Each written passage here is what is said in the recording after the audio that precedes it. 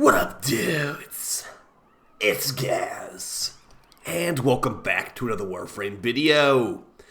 So we got update 37.0.4 today in Warframe, and that's going to involve some buffs to the Koumei Warframe, Sicarus Prime Incarnon, well, a bug fix and a buff. And we got some buffs to the Sybaris Incarnon too, and a bunch of other changes. So let's get right into it. But before we do, I know why you're here. Yes, the Sicarus is still good. Let's go ahead and just show it real quick. But yeah, if you enjoy this channel, make sure you're subbed to this channel. We do daily Warframe video uploads, everything from build videos, news videos, and the like. It's the right place for Warframe content. So there's your new Sicarus Prime Incarnon. Not doing 70 million damage just for no reason, but still doing relatively good damage, all things considered. Those red crits might have been partially from the Adarza, but yeah, this thing is still going to be a top tier Incarnon after they did bug fix it today. It no longer does 90 times damage compared to before. Got a pretty much just really powerful burst pistol. Now they did buff this thing today. If you have not been paying attention to Warframe, this thing actually was bugged to be doing 90 times damage. You're getting like 600 million damage on an unprocced, no galvanized stack enemy. So it was definitely not really exactly the way it was supposed to go. So let's go ahead and show the patch note changes today. But keeping in mind, the Sicarus Prime Incarnon is still really, really good. Alright, so we have actually two hot fixes today, but one of them didn't really have too many changes in it. So let's start off with the first hot fix, update 37.0.4. The first change they've made to Warframe is they've actually added the Plague Zal parts and the Exodia Contagion and Epidemic Arcanes to the Naberus Knight store. So they were supposed to be in there, I just forgot to put them in there. So basically the Plague Zal parts are 25 mother tokens each, and each Exodia Arcane is 50 mother tokens each. Exodia Contagion is still really good, so if you don't have that, you might want to grab it. A reminder too that they have Sentient Surge in this event as well. We go into the end of the month. Alright, so first we got buff to Koumei. Koumei can now get decrees from her teammates' kills, to an extent. Koumei's only Kuji challenge will now count kills made by squad mates if the final blow is dealt within 2 seconds of Koumei dealing damage to the target. So yeah, now that you can do this, it will not have to be last hit anymore. If you have like really strong teammates killing every enemy in like one hit, as long as you get your Cedo proc out there, like if you watch my Koumei video, the Cedo is very good with her. Throw out that Cedo glaive. As long as your teammates damage that enemy within like kill the enemy within 2 seconds of you damaging them, it will count for your decrees. So that's great. Koumei players encountered a difficult time getting challenges if they were in a room clearing squad that left very little enemies in their wake. So we've added a brief window. The kill assist will count towards the challenge. That's great. Very, very good, because I actually ran into the situation too. It's like, well, all my teammates are killing all the enemies in one hit. I have to like proc them up and then kill them. It's just too slow, so hopefully this will help. Next, buff to Koumei. Reduce the max number of kills, lowest dice roll version, required to complete the kill enemies while wall latch challenge from 45 to 30. So, yeah, we didn't really like this one that much, especially when you're at level 10,000. 45 enemies while wall latching is just a little bit annoying. It's still annoying to get 30 enemies while wall latching, but should be less annoying at least. So, yeah, that's going to be the buffs to Koumei. Those two buffs are mostly quality of life buffs, no actual number buffs. But you should be able to get her decrees a little bit easier. It's both decree changes there. Next, change the name of Antimitter's drop for Nova to projectile multiplier to better explain how power strength mods scale. Yeah, a lot of people don't really fully understand how Nova works, and I actually found out the other day that I was using Vigorous Swap on Nova. It no longer works on her. What the heck? I was getting like multi-million damage Nova bombs. I assumed it was working. No, that was just viral procs in Nova's 4, so yeah, DE made it where Vigorous Swap does not work on the Nova Bomb anymore, unfortunately. But it does still work on your weapon that you can charge Nova Bomb up with, technically. Alright, made the following changes to the Evo perks of the Dex and Prime Sybaris. They are buffing the Sybaris Prime Incarnon, but don't get too excited. They're buffing the less used Incarnon perks that I basically never even... I don't think I put them in my video, honestly. They're that underwhelming. So Elemental Dominance on the Dex Sybaris and Sybaris Prime is being buffed. That's going to be giving you increased base status chance, and it will be double the Incarnon form. So it's now going from 10% to 50% on the Dex and 8% on the Prime. It also buffs Survivor's Edge on the Dex Sybaris. Now it actually is giving more status chance. Okay, so maybe the Dex Sybaris is better now. I went by Sybaris versus Sybaris Prime the other day, and they were pretty much neck and neck. I did think about it a little bit more afterwards. The recoil reduction of the Dex is just so good. So yeah, this is the perk so they buffed the perk I was actually using on the Dex Sybaris. It should have higher status chance now. 105, 54, And then for the Sybaris Prime, I'm assuming it's just going to be around the exact same. That's unmodded, actually. Yeah, so they didn't really buff that perk on the decks, on the Sybaris Prime, unfortunately. They only buffed it on the decks, so 90 and 72. I think the decks might just be better now. Okay, well, they didn't buff this perk. They basically just buffed the dex one to that level, so works with me. Well, Dex Sybaris, even better. Make sure you watch that video if you want to. Very, very nice Incarnon weapon. Update the following Incarnon evolution perk to describe weak point hits to the headshots. Okay, so yeah, if you shoot like a Deimos Infested with a different weak point, it will still give you Incarnon shot ammo. Alright, let's see if there's anything in here. They did change Voruna's Augment, but not in the way you think. I'm like, oh, I'm not going to make a Voruna video. They're just going to nerf that. They just bug fixed it. It's actually still really, really good. All this stuff doesn't seem that super worth talking about. Updated Bellringer's description, so it doesn't, the know doesn't work on ranged attacks, only works on melee attacks. Okay. All that stuff there is pretty normal. Now let's go over some of these changes. Now let's go over the Sicarus Prime mainly, and also, yeah, Caliban's minions were not working with a lot of mods before, so maybe try Caliban's minions out today if you thought they were kind of weak. They are doing a lot more damage today compared to yesterday. Okay, and also, yeah, Netracells are no longer going to be terrible. If you played Netracells, like when this update came out, they were taking like 20 minutes plus. It was so bad. But yeah, Netracells are actually hopefully fixed now. They won't take 20 minutes. They'll take like 10 minutes or less. Alright, so the Sicarus Prime Incarnon multiplier was being unintentionally high. The multiplier was stacking based on the amount of Incarnon charge you had left in the gauge, which on an unmodded Sicarus Prime could reach 90 times damage, which is unintended. But they buffed the Sicarus to make up for this. So, base Sicarus Incarnon, we don't care about that. Well, base Sicarus Incarnon, I guess you could technically care about that. They've increased the base damage on the normal Sicarus Incarnon, but on the Prime, they've increased the Fanged, Retreat, and King's Gambit base damage from 35 to 40. So they have buffed the base damage of the Sicarus Incarnon's Incarnon perk. So that's going to be this one right here. This used to be 35 damage, now it's 40 damage. Okay, so that's one good buff. That's going to be adding into your crits and all that stuff, too. Increased extended volleys base magazine capacity from 9 to 12. So that's going to be the recoil reduction perk tier right here. So I've got rapid reinforcement because I got a new Riven that doesn't have plus recoil, but they've actually just buffed this one to give you more magazine. Basically an extra like 50% magazine size if you care about that. I don't care about that, so I'm going to stick with the reload speed, but yeah. Those are all pretty decent perks. And for the final buff they put on the Sicarus Prime Incarnon, they've increased the base Incarnon ammo from 90 to 120. So it used to be 90 shots before, now you have 120. They've also tweaked the recoil to make it less intense. So you don't need to take that Incarnon perk for recoil as much now because they've actually fixed they've changed recoil to be less annoying in the first place.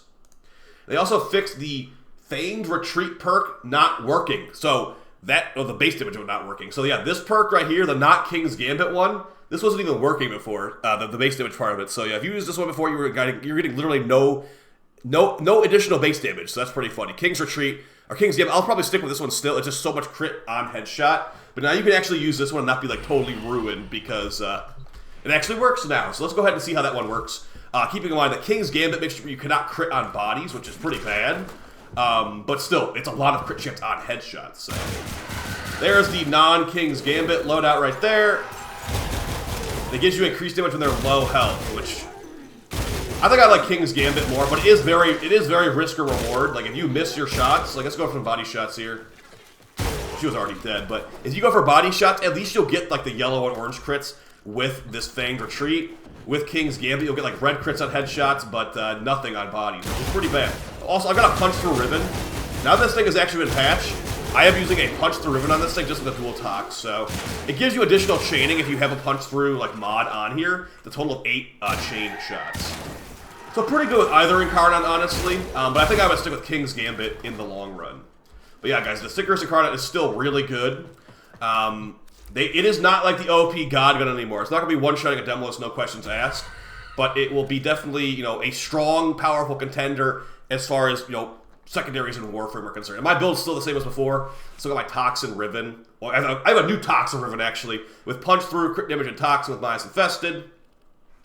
And you could definitely be flexible on here. I might even end up putting on Prime Convulsion in the end, just because the most damage possible. But we'll see. Right now, I'm pretty happy with this build. This is the build I was using before the bug fixes, and I'd probably use it after the bug fixes, too, which already have happened. All right, going over the last couple changes on here. We have a important change to Voruna's Augment, actually. Oh, and Nova's Wormhole, too. So actually, these are some important ones right here. So first off, Galvanized Steel, critical chance bonus, was actually, it was doing 330% for some reason. It was basically giving the same bonus as Sacrificial Steel instead of the intended 220. So if you were using Galvanized Steel before, and you were like, wait, these are lots of red crits, it was giving you more crit than it was supposed to. So now it's actually given the 220 it's intended, so you should be seeing potentially less crit in mission. On the Arsenal screen, it's probably the right number, but in mission, it was probably giving you more crit chance. Okay, so just be aware of that. Yeah, it's not that big of a deal, honestly. But if you want to use it, it's the way it's supposed to be working. Fix Venari's Claws, having 20% status chance instead of the intended 30% status chance. So I'm going to make a new Korra video probably in like the next couple weeks. And yeah, Venari is nasty now. So yeah, even more status chance for Venari. Now here's one that some people might care about. Fix Nova's Wormhole Portal, infinitely looping in between if shot into the exit portal. So this was a thing people were doing with the Naberus. They have like infinite arrows flying around. You could basically AFK the game with it. So they have changed that. You could no longer do that. Why can you no longer do that? Because firing a projectile through your portal now consumes 1/10 of a charge from the wormhole, with a 0.1 second cooldown to prevent AFK strategy. So let's see if I can quickly set that up here in the sim. But basically what you would do is you would put up Nova wormhole portals, and they would actually, you know, they feed into each other. You bounce one off the other, but one off the other. Let's see if I have a portal build on here. Okay, we could probably do the Sentient Wrath one. Yeah, we got 50-meter range. Okay, so we're going to fire a projectile through this, and we're just going to see how much the projectile count goes down. What's that thing called? Naberus? Yeah, there we go. All right, Naberus. People were doing, basically, so we're going to get the portal up. Okay, so you see these 4 little circles on the top of it? That is your charges. So if I fire a projectile through, it should consume 1/10 of a charge now.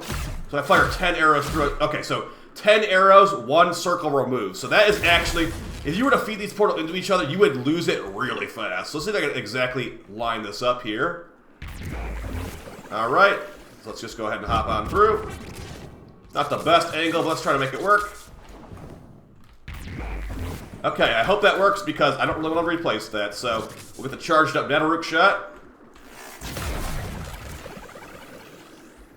Okay, I don't think I placed it properly, but yeah, what you would do before, basically, you would fire the Naberus arrow through there, it would fly back and forth, and it would just be infinite. You could no longer do that. You could fire, like, 1 arrow, and it seems like it's not going to work at all, because it has a 0.1 second lockout going back and forth. So if it was really fast, it's not going to work at all anymore, guys. So just be aware of that you can no longer do this, basically. But you can still, like, you know, shoot guns through the portal, it'll still work, just you can't do it infinitely anymore. So yeah, there you go. That is no longer a thing. If you were using that, just be glad that you're not banned, basically. Alright, so the next one is going to be the Prey of Dinar Augment for Voruna. So I'm like, I'm not going to make a video. They're going to patch this on Monday. It's too OP. It's just too OP to make a video on right now. The reason it was too OP to make a video on, it was applying range mods twice. So the Prey of Dinar Augment for Voruna got, air quotes, nerfed, but it still goes through walls, so who cares? It's still be really, really good. So I thought they would over-nerf this. They just bug fixed it and did not even nerf it at all. So just showing how this actually works. I don't have like a fully min-max build for it, but you know, it's not too hard to put together. I'll do that later tonight. Voruna, new Prey of Dinar Augment, lots of range. I should probably have Roar on here instead of Nourish, but we got Nourish on here right now. And yeah, the Prey of Dinar Augment, when you're going visible as Voruna, you basically mark an enemy with a blue, or you mark them through the map, and basically, if you kill them, they will spread the Fangs of Raksh to nearby enemies. This goes through walls, too. So if you stay invisible, it's really good for, like, lower-level Steel Path stuff. If you stay invisible with Fangs of Raksh, you could just perma-nuke while invisible as Voruna. Let's get some non-Exo Gok stats, and how about some, like, Lancers. You can make it work on high-level enemies. I don't have Roar active right now, so I'm not going to be doing that right now. Alright, let's get some Corrupted Lancers, put them, like, level, like, 150. That sounds doable for this. Alright, so what you do is you just go invisible. So we're going to hit the invisible button on Voruna. That guy is marked right there, the blue enemy. We're going to jump on them with Fangs of Raksh. We can keep jumping on the Fangs of Raksh to keep going invisible. And as you can see, we have marked another enemy with Fangs of Raksh while we're invisible. So we just keep doing that. And we'll keep spreading over and over again, and it didn't get nerfed, it just got bug fixed. So yeah, it was double applying range mods before. You could get like a 600-meter crazy like AoE death because of the range invigorations and stuff like that. But yeah, now it's going to be nowhere near as crazy, but still really good because it does multiply your spread radius with the Prey of Dynar Augment. So yeah, still totally usable. Still something you should consider if you like Voruna and want a different kind of playstyle. But yeah, so that got patched to not be bugged. And the Nova Portal thing was not a bug. They just decided to nerf. That's an actual nerf. The Nova thing is a nerf because people were AFK farming with it, basically. All right, last couple things on here. Fix the following functionality issues when casting Null Star a second time in Titania's Razorwing. Fixed becoming really small. Okay, so if you didn't know this, Null Star can only be recast once every 2.5 seconds now. So the old Null Star build for Titania is pretty much dead now. I'd recommend using Dark Verse. You can go watch my Darkwing Titania video if you want to see that. That's pretty much not a thing anymore, so unfortunate. But if you're okay with every 2.5 seconds before you can detonate, I guess it's fine still. And for the last couple things here, a couple fixes with Tenogen stuff not purchasing properly. So yeah, if you want to read every little change, feel free. But for the most part, we cover the major things here. Oh, here's one. I was going to make a video on this too, but they patched it. Fix the Unseen Dread Augment applying its invisibility when modded with multi-shot, but only hitting one enemy. Yeah, I got the Unseen Dread Augment. It was basically working on one hit. I have a multi-shot rivet, so I'd fire out the Dread Augment, and it would just be like, all right, invis. You hit one enemy, invis. So you have to actually hit 3 enemies now with the Unseen Dread Augment. Do I have that on here? Yeah, I do. So yeah, it would work with one enemy before, which is pretty silly. So let's just go ahead and see if we can. Hopefully, it still works, right? Like you would hope that if they make it not work on one enemy, it can still work the way it's intended afterwards. So let's get 3 shots there. Okay, so you got to really hit those 3 shots. All right, there we go. We're in biz. So it does work still, just is not as anywhere near as OP. You have to have like basically stacked up enemies to get this bonus. Yeah, the Augment is definitely, I mean, if the Augment was the way it was before, it was just easy, free invis on any character, so, yeah. That's going to be basically it for the video, guys. Hope you found it fun and helpful.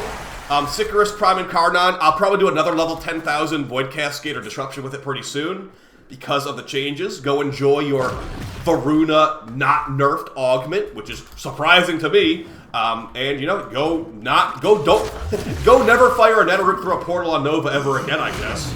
Because it was just too exploity, I suppose. So, either way, have a great time and take it easy, guys. Peace!